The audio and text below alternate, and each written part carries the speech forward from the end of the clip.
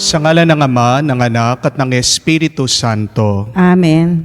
Sumainyo ang Panginoon. At sumainyo rin. Mga kapatid, sa araw na ito, ating ginugunita at pinagdiriwang ang kapistahan ni San Jeronimo Emiliano, ang patron ng mga ulila. Habang pinagdarasal natin ang mga bata, ang mga nawalan ng mga magulang, pinagdarasal din natin ang mga magulang na kung saan ang kanilang mga anak ay nawala at nagwawala din sa buhay. Isang napakasakit na karanasan bilang isang magulang ay ang mawala ng anak. Nawawala ang mga bata dahil sa iba't ibang kadahilanan. Merong agad na kinuha ng Panginoon. Meron naman mga nawawala dahil sa kanilang mga pagkakasala. Merong mga anak na kung saan nagkakasakit at napakasakit sa isang magulang na kung saan makita niya na naghihirap at nagdudusa ang kanyang anak. Habang ginugunita natin ang santo na kung saan inalay niya ang buhay niya para sa mga ulila, hilingin natin ang panalangin niya para mabasbasan din ng mga magulang na kung saan walang sawa na hinahanap nila ang kanilang mga anak at pinipilit na ilapit sila sa Diyos. Naway din sa mga bata na kung saan may sakit ngayon, pagkalooban sila na mabilis na kagalingan ng Diyos. Para tayong lahat ay makitang karapat-dapat, makinabang sa mga banal na misteryo, magpakumbaba tayo at hilingin natin ang awa at pagpapatawad ng Diyos. Sinugong tagapagpagaling na mga nagsisisi, Panginoon, kaawaan mo kami. Panginoon, kaawaan mo kami. Dumating na tagapag-anyaya na mga makasalanang nagsisisi, Kristo, kaawaan mo kami. Kristo, kaawaan mo kami. Nakaluklok ka sa kanan ng Diyos Ama para ipamagitan kami. Panginoon, kaawaan mo kami. Panginoon, kaawaan mo kami. Kaawaan tayo na makapangyarihang Diyos. Patawarin tayo sa ating mga kasalanan. Patnubayan tayo sa buhay na walang hanggan. Amen. Manalangin tayo. Ama namin makapangyarihan, Ikaw lamang ang banal at walang mabuting iiral kung hindi dahil sa iyo lamang. Pakundangan sa panalangin ni San Jeronimo Emiliani, ipag-utos mong kami mamuhay nang di dapat makabawas sa iyong kadakilaan. Sa pamamagitan ni Jesucristo kasama ng Espiritu Santo, magpa sa walang hanggan. Amen. Pagbasa mula sa unang aklat ng mga hari. Nang matanda na si Solomon, nahikayat siya ng kanyang mga asawang taga-ibang bansa na sumamba sa kanilang mga Diyos-Diyosan. Hindi siya nanatiling tapat sa Panginoon. Hindi niya sinundan ang halimbawa ni David na kanyang ama. Sumamba siya kay Astarte, ang diyosa ng mga Sidonyo, at kay Nicom, ang kasuklam-suklam na Diyos-Diyosan ng mga Amonita. Ginawa nga ni Solomon ang ipinagbabawal ng Panginoon at hindi niya sinundan ang halimbawa ng kanyang amang si David na naglingkod ng buong katapatan sa Panginoon. Sa burol na nasa silangan ng Jerusalem ay nagtayo siya ng mga simbahan para kay Semos, ang karumaldumal na Diyos-Diyosan ng Moab, at para kay Molok, ang kasuklam-suklam na Diyos-Diyosan ng mga Amonita.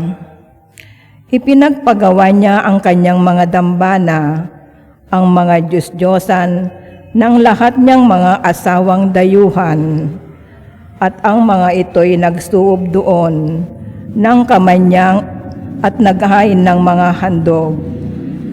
Nagalit ang Panginoon kay Solomon dahil sa ginawa niyang ito. 2 beses na nagpakita sa kanya ang Panginoon at pinagbawalan siyang maglingkod sa mga Diyos-Diyosan. Ngunit hindi niya pinansin ang Panginoon. Kaya nga't sinabi nito sa kanya, "Dahil sa hindi mo paggalang sa aking tipan at hindi mo pagsunod sa aking mga tagubilin, aalisin ko sa iyo ang kaharian at ibibigay ko sa isang alipin mo." Ngunit alang-alang kay David na iyong ama, "Hindi ko gagawin ito sa panahon mo, kundi sa panahon ng iyong anak. 1 lipi lamang ang ititira ko sa kanya, alang-alang kay David na aking lingkod, alang-alang sa Jerusalem, ang lungsod na aking hinirang." Ang salita ng Diyos. Salamat sa Diyos. Panginoong masintahin, ang bayan mo'y gunitain. Panginoon, masintahin, ang bayan mo'y gunitain. Dapat na magalak ang sinumang tao na makatarungan, nagawang matuwid ang siyang adhika sa buo niyang buhay. Tulungan mo ako kapag ang bayan mo'y iyong nagunita. Sa pagliligtas mo, isama mo sana ang lingkod mong Aba. Panginoong, masintahin, ang bayan mo'y gunitain. Sa halip na sundin ang utos ng Diyos, bagkus nakisama, at maling gawain ng mga pagano ang sinunod nila. Ang Diyos-Diyosan ang sinamba nila at pinaglingkuran. Sa ginawang ito, sila ang nagkamit ng kaparusahan. Panginoon, masintahin, ang bayan mo'y gunitain. Pati anak nilang babae at lalaki, inihahing lubos. Sa Diyos-Diyosan, mga batang ito ay dinalang handog. Itong Panginooy nagpuyos ang galit sa mga hinirang. Siya ay nagdamdam sa ginawa nilang pawang kataksilan. Panginoong, masintahin, ang bayan mo'y gunitain.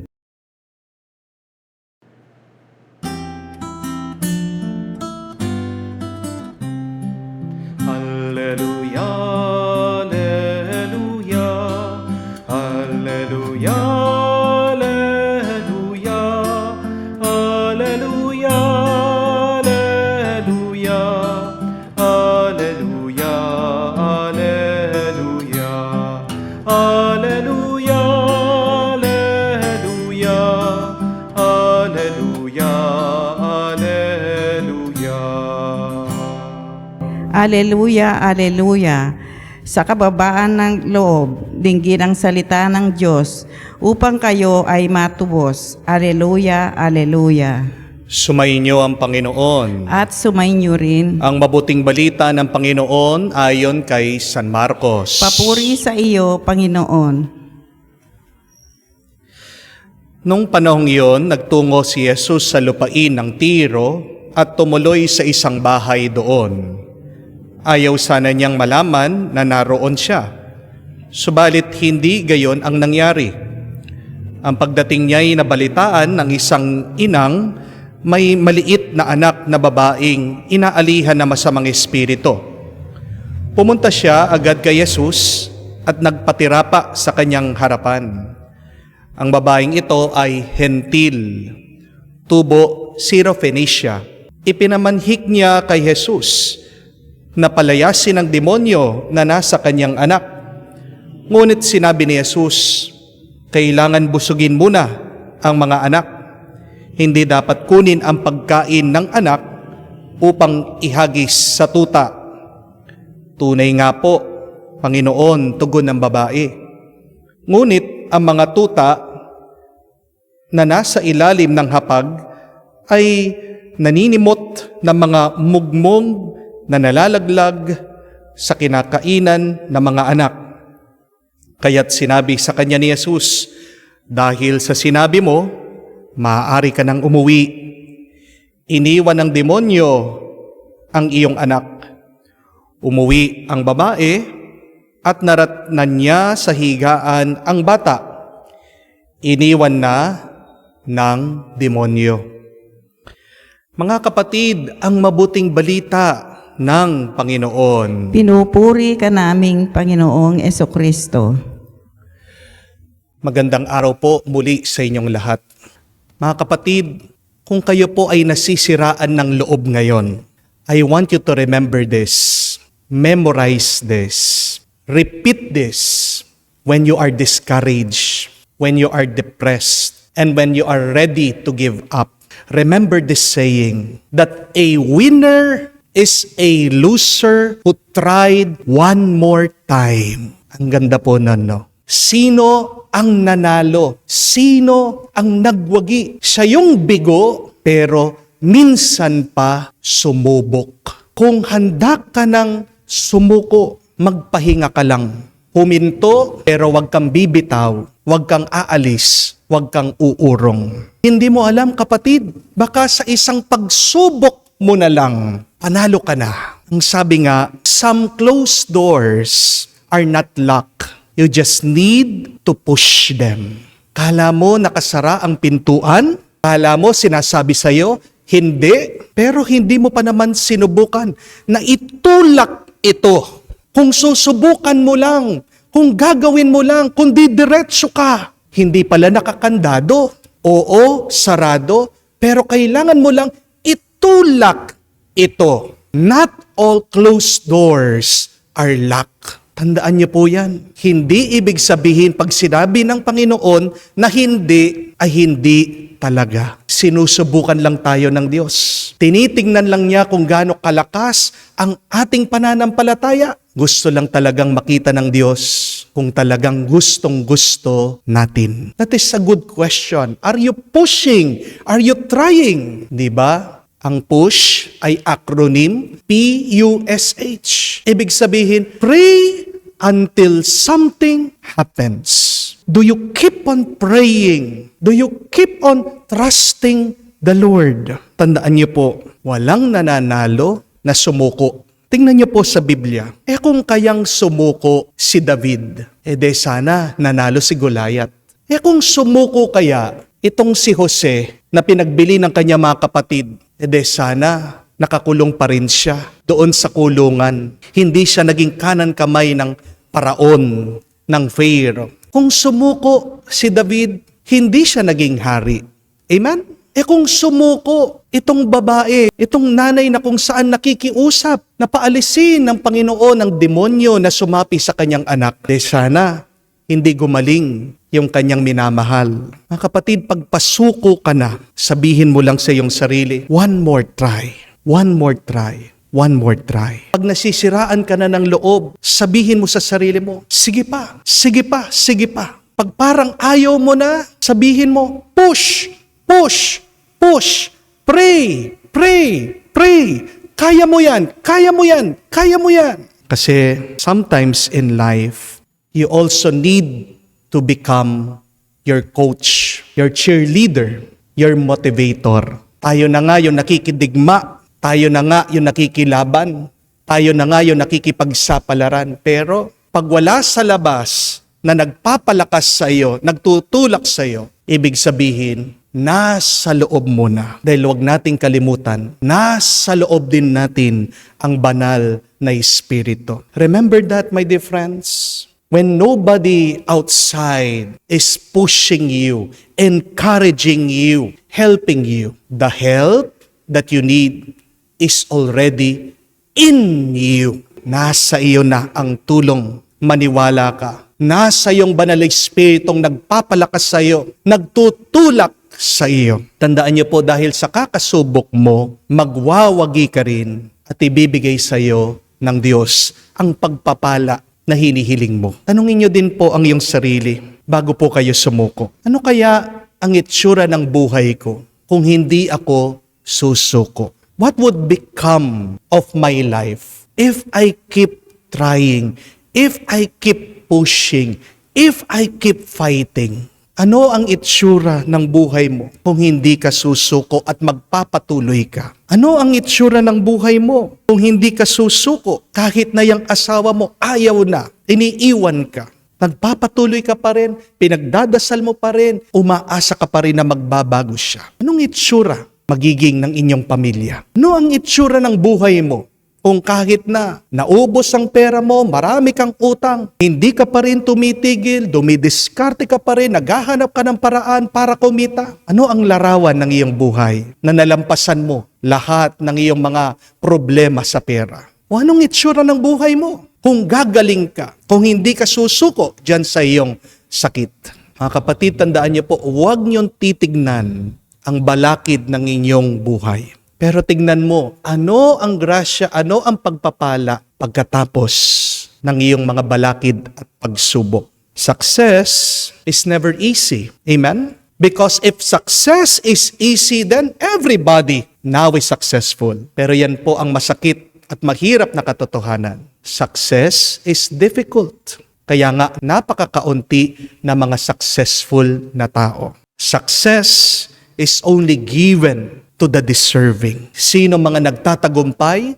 Sila ang mga karapat dapat. Gusto mong magtagumpay? Patunayan mo, ikaw ay karapat dapat. At paano mo ipapakita sa Diyos na ikaw ay karapat dapat? You must be ready and willing to sacrifice something. What are you willing to sacrifice to gain success, to move forward, to receive God's grace? Unang-una na po dyan ay yung ating kataasan ng loob.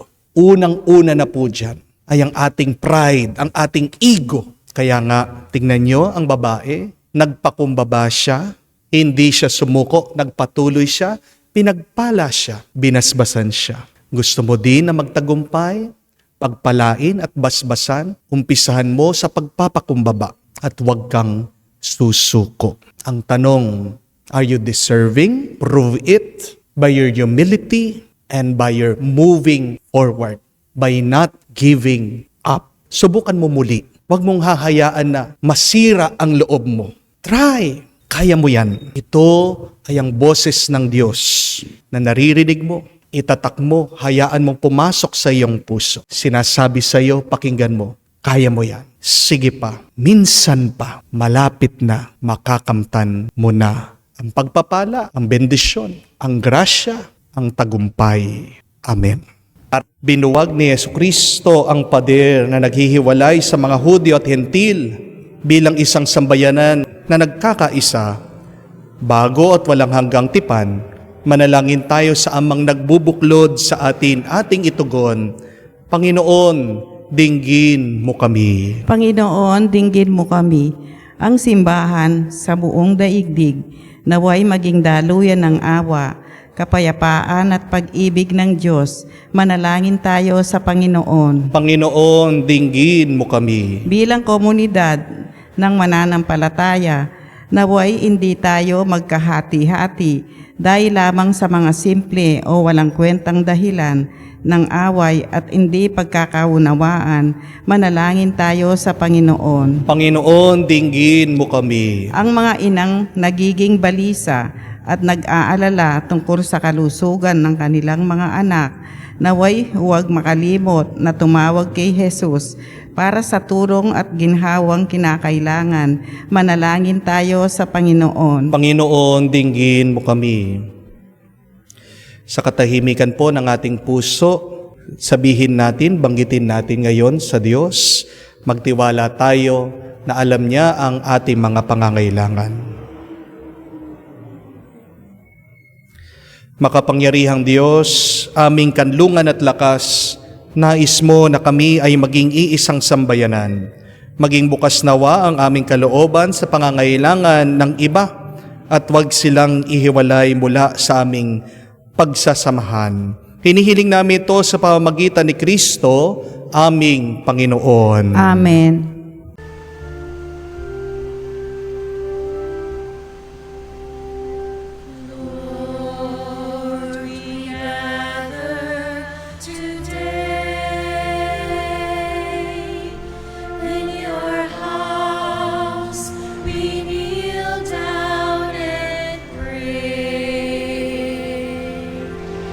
We ask for your mercy as we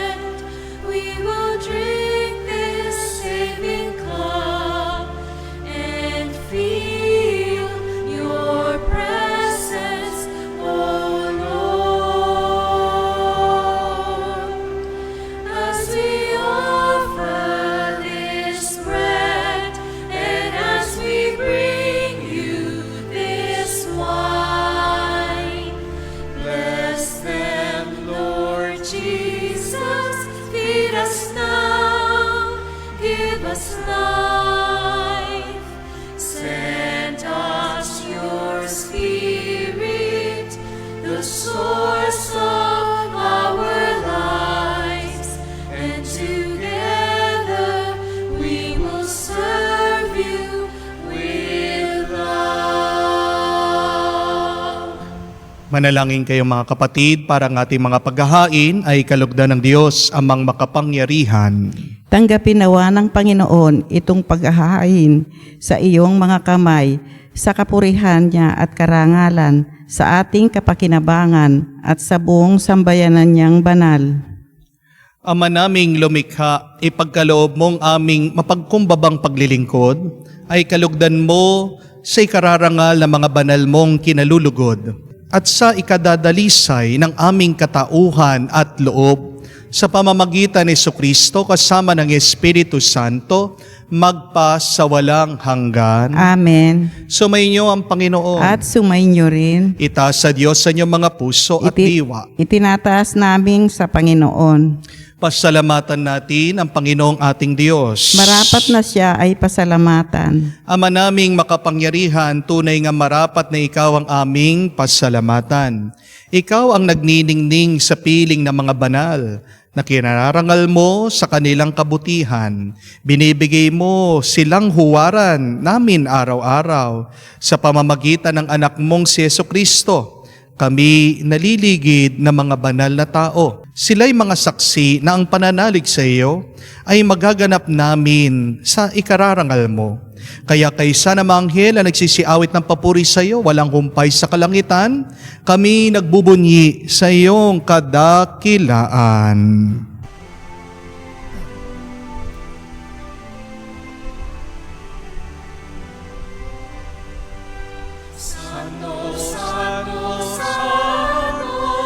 Panginoong Diyos ng mga hukbo, napupuno ang langit at lupa ng kadakilaan mo. Hosana, Hosana, sa kaitaasan, pinagpalang na parito, sa ngalan ng Panginoon. Hosana, Hosana, sa kaitaasan. Hosana, Hosana, sa kaitaasan.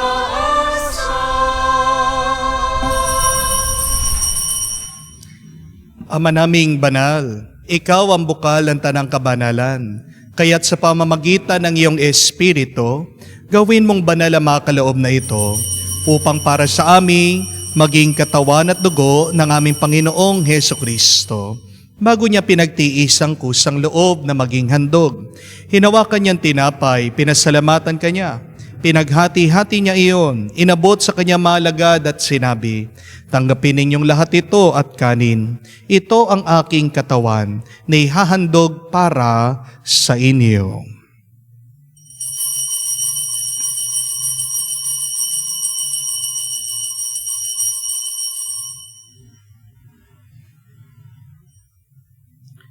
Inabot niya ang kalis sa kanya malagad at sinabi, "Tanggapin ninyong lahat ito at inumin. Ito ang kalis ng aking dugo, ng bago at walang hanggan tipan, ng aking dugo na ibubuhos para sa inyo at para sa lahat, sa ipagpapatawad ng mga kasalanan. Gawin ninyo ito sa pag-alaala sa akin."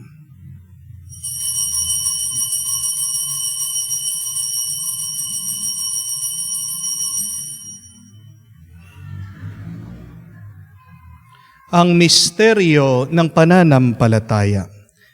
Si Kristo'y namatay, si Kristo'y nabuhay, si Kristo'y babalik sa wakas ng panahon.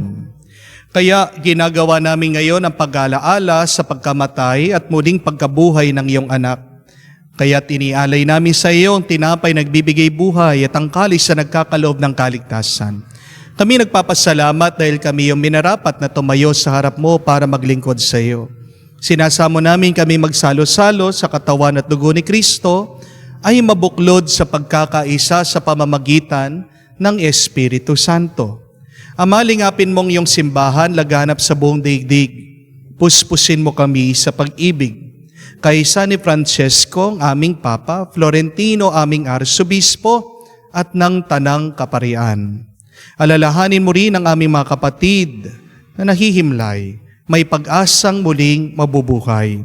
Gayon din lahat ng mga pumanaw, kawan mo sila at patuloyin sa iyong kaliwanagan. Kawan mo at pagindapating kaming lahat makasalo sa buhay na walang wakas. Kaisa na mahal na Birhen Maria, Ina ng Diyos, kaisa na mga apostol, lahat ng mga banal, na namumuhay dito sa daigdig na kalugod-lugod sa iyo. May pagdiwang nawa namin ang pagpupuri sa kararangal mo sa pamamagitan ng iyong anak aming Panginoong Heso Kristo. Sa pamamagitan ni Kristo, kasama niya at sa Kaniya, ang lahat ng parangal at papuri ay sa iyo, Diyos Amang makapangyarihan, kasama ng Espiritu Santo, magpasawalang hanggan. Amen, amen, amen. Sa nakakagaling na utos at turo ni Jesus, tayo ngayon ay magdasal sa panalangin iniwan niya sa atin sa pamamagitan ng Ama namin.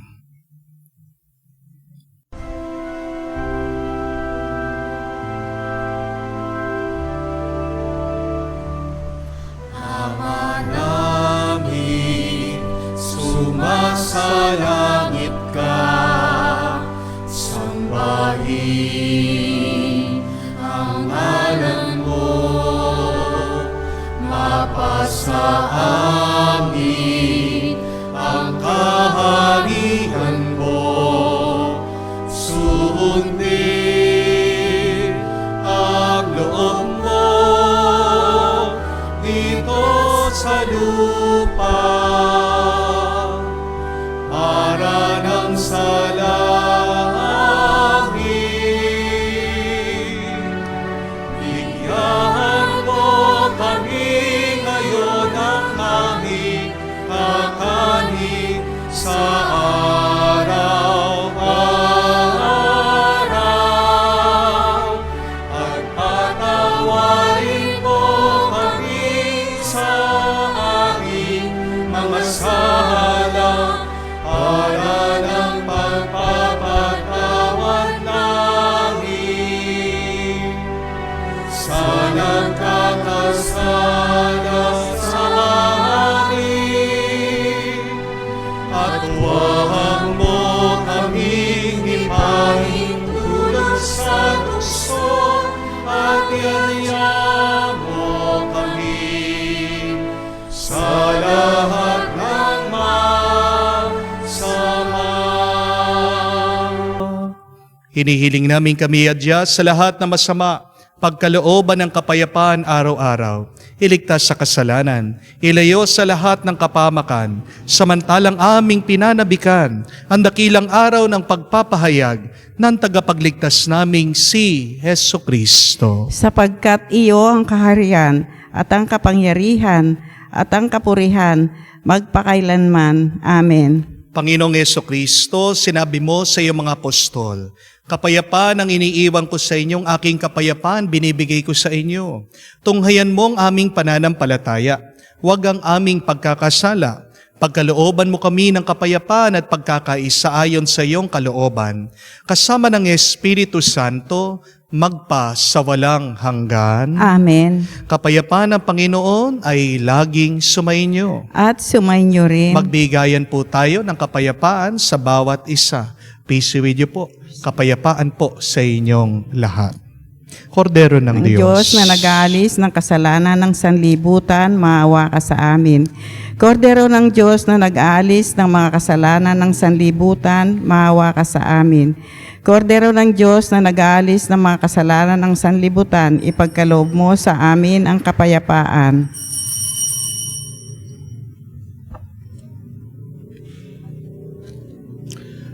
Mga kapatid, naririto ang ating Panginoong Jesucristo, ang Kordero ng Diyos, nag-aalis sa mga kasalanan ng sanlibutan.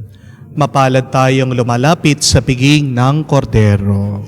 Panginoon, hindi ako karapat-dapat na magpatuloy sa iyo, ngunit sa isang salita mo lamang ay gagaling na ako.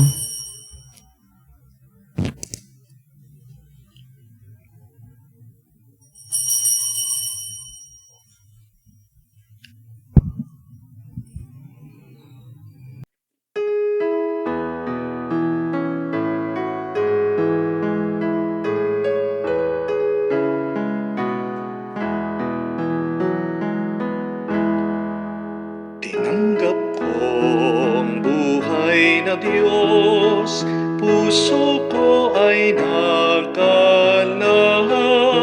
Tinanggap ko ang buhay na Diyos, puso ko ay natuwa. Tinapay siya ng buhay, inati at binigay, para mangbigay buhay, huwag mangamba kailanman. Tinanggap ko buhay na Diyos, puso ko ay nagalak. Tinanggap ko buhay na Diyos, puso ko ay natuwa.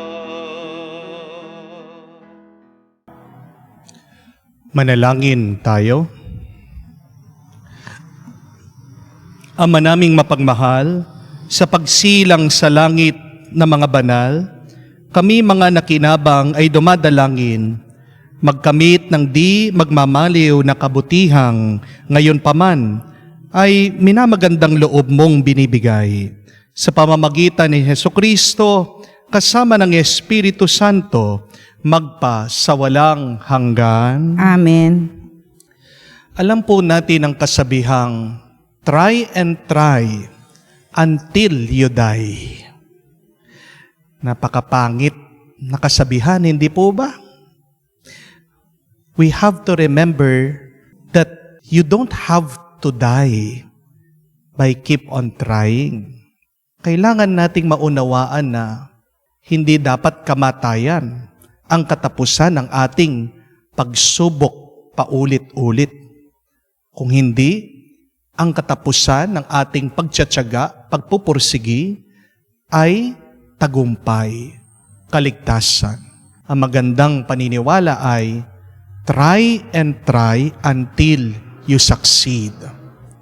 Do not stop, do not give up until you succeed.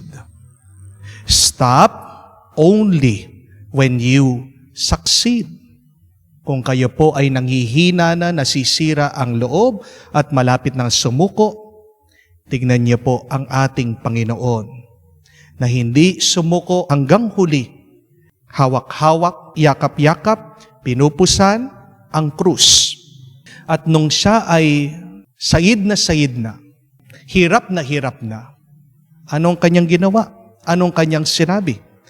Into your hands, O Lord, I commend my spirit. Yun ang magandang pagsuko. Pag inaalay natin ang ating kapaguran, ang ating disappointment sa Diyos. Tandaan po natin, hindi tayo hahayaan ng Diyos na humarap sa pagsubok na walang pagpapala. Nasa atin ang kanyang banal na Espiritu. Push. Hindi mo alam, sa susunod na iyong pagsubok, bubukas na ang pintuan para matanggap mo na ang tagumpay na matagal mo nang pinaghihirapan. Sumain niyo ang Panginoon. At subayin niyo rin. Kayo ay pasbasan ng Diyos makapangyarihan sa lahat sa ngalan ng Ama, ng Anak, ng Espiritu Santo. Amen. Ang ating misa ay natapos na. Humayo tayo sa kapayapaan ni Kristo. Salamat sa Diyos.